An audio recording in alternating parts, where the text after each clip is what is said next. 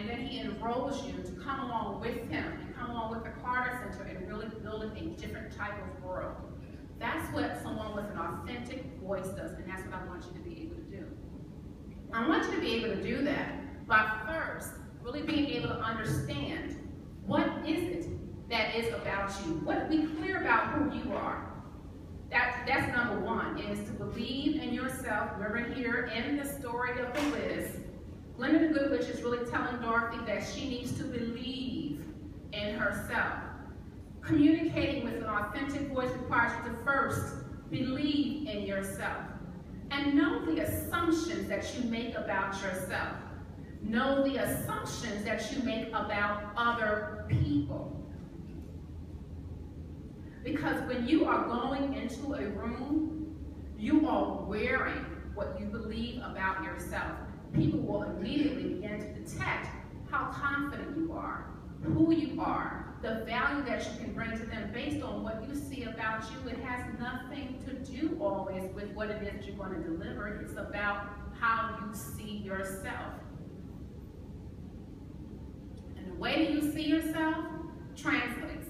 It is a part of who you are, and you wear your beliefs, you wear how you see others like a garment. It is with you everywhere you go. Now I'm going to talk with you not only about believing in yourself and knowing the assumptions you make about yourself and others. I also want to kind of bring home the message about how that whole authentic voice that you have needs to change over the trajectory of your career. Because we're here talking about careers today, right? And so when you are starting out, or you're serving as a team leader, maybe you're doing a special project, when you come into that experience and you're being that team leader, you're speaking of your value to the organization, you're talking to others, but you're also communicating the value of those who are part of the team with you. You always want to be able to do that and speak from an authentic place of that value. As you move up in the organization, your voice will then need to change. Your voice changes so that you can then speak about not only how well your business unit is doing, because you want to be able to communicate the value of your business unit, speak well of it. You also want to communicate the value of those who are on the team.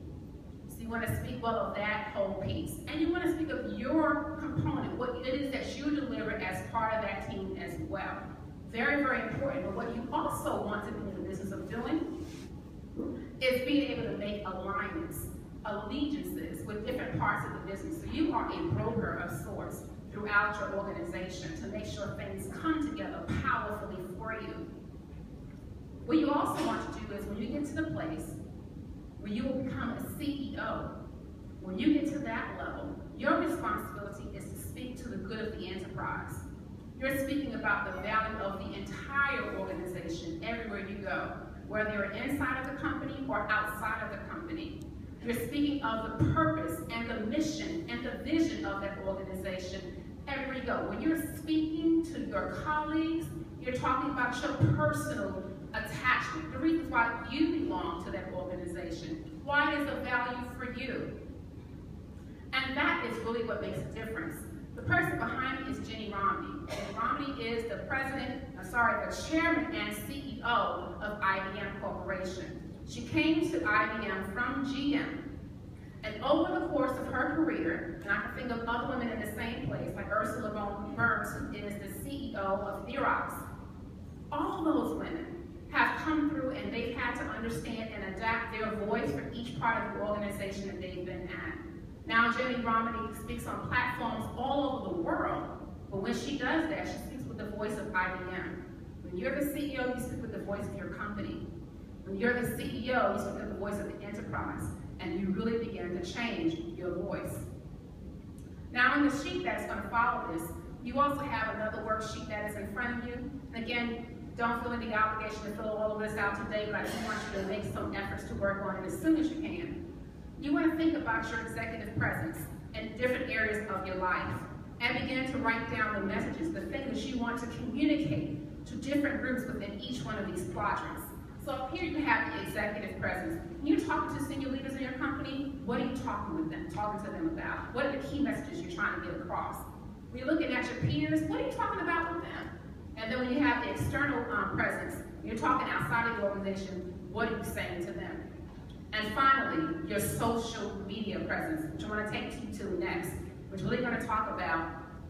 After you move past where you are currently, the social media message will be your dominant place where you want to also spend some additional time. This is where you want to take your message, your leadership brand, you want to take it public on social media. And you need to choose here. Now, if you think about it, you think that, oh, I need to spend a lot of my time on Twitter. But I want to share with you that when your voice becomes iconic, when you move to a place of being a thought leader, where you want to hang out is the Club Med of social media, and that is LinkedIn. That's where you find a lot of leaders having their own pages, and when they're on those pages, they really are exhibiting what a thought leader is. And a thought leader is able to take that enterprise level message that I talked to you earlier about. I'm talking about that message inside of the company and also outside of the company. They want you to be excited about who we are. So finally, this is who I am. I'm Dr. Anitra Manning. And my purpose here today was to provide for you 4 crucial leadership life hacks. And I hope that this has been helpful to you to think about what your story is and how you want to get it out. And on my last slide, move that forward, I have all the ways that you can get in touch with me. Just tell them, Anitra, how they can get in touch. So the key ways that you can get in touch with me on social media, I am on every platform, but I'm at Dr. Anitra, everywhere you go. D-R-A-N-I-T-R-A. Let's give her a round of applause. You were wonderful. Thank you. And the last thing I want to share is I want you to stay in touch with me. You can go to those different platforms, and you can also go to my website, and you can download the CEO Manifesto by going there today. Give them your website again. Oh, my website, I'm sorry, is www.anitramanning.com. That's anitramanning.com. Right there you'll see in the little news section, you'll be able to click there and then download a copy of the CEO Manifesto that describes how every leader can be magnetic. Thank you. Thank Let's you. give her a round of applause.